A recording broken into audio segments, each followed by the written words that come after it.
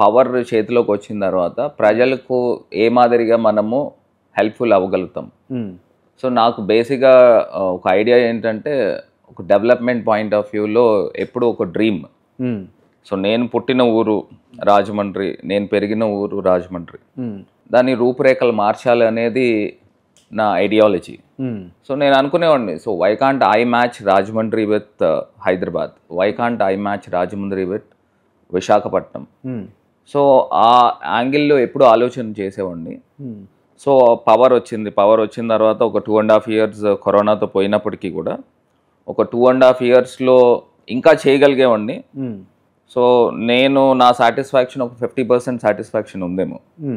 But otherwise నాకు ఇంకొక term మళ్ళీ పవర్ వచ్చి ఉంటే if I'm be an MLA or MP అయి ఉంటే పిక్చర్ ఇంకొకలాగా ఉండేది అనేది నేను ఫీల్ అవుతాను. అంటే రాజకీయాల్లో ఉన్నందుకు మీరు హ్యాపీగానే ఉన్నారు? 100% అండి. ఎక్కడ కూడా ఇబ్బంది పడలేదు. కాకపోతే 2024 ఎలక్షన్ అది లాస్ అయినప్పుడు నాకు అనిపించింది, అరే ఏంటి, నేను ప్రజల గురించే కదా ఇంత చేశాను రాజమండ్రి డెవలప్మెంట్లో, సో ఎందుకు ప్రజలు అర్థం చేసుకోలేకపోయారా అనేది ఒక బాధ అయితే అనిపించింది. ప్రజల విషయంలో బాధ అనిపించింది. భరత్ ఇంత చేసినా, రాజమండ్రిని డెవలప్ చేసినా కూడా ఎందుకు ఓడిపోయిండు అని అంటే ఏం చెప్తారు ప్రధానంగా మీరు? అదేనండి, ఇప్పుడు రకరకాల కారణాలు. ఒకటి వాళ్ళు కూటమి 3 పార్టీలు కలిసినాయి. ఇంకొకటి మేము అధికారంలో ఉన్నప్పుడు ఎంతో కొంత యాంటీ కంబెన్సీ ఉంటుంది. సో ఆ 3 పార్టీలు కలిసినప్పుడు అటు పైన బీజేపీ మోడీ గారు, ఇటు పవన్ కళ్యాణ్ గారు ఫ్యాక్టర్ కూడా చాలా ఎక్కువ ఇంపాక్ట్ చూపించిందని నేను అనుకుంటున్నా. అంటే మరి ఇంత ఘోరంగా 11కు పరిమితం అవ్వడం ఏంది అసలు?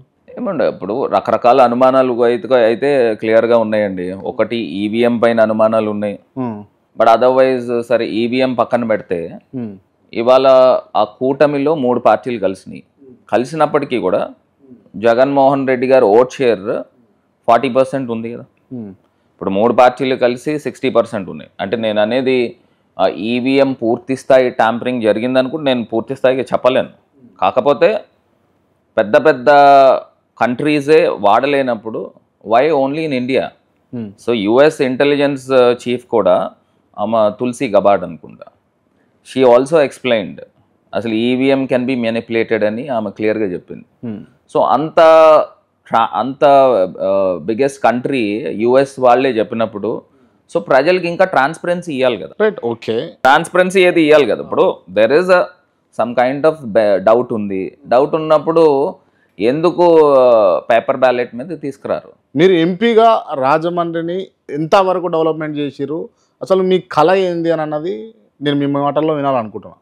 ఒకటి, ఇప్పుడు రాజమండ్రి అంటే మీకు సాంస్కృతిక రాజధాని, కొన్ని వేల సంవత్సరాల చరిత్ర ఉంది రాజమండ్రికి. సో ఎస్పెషల్లీ మనం చూస్తే Godavari is the beauty for Rajahmundry.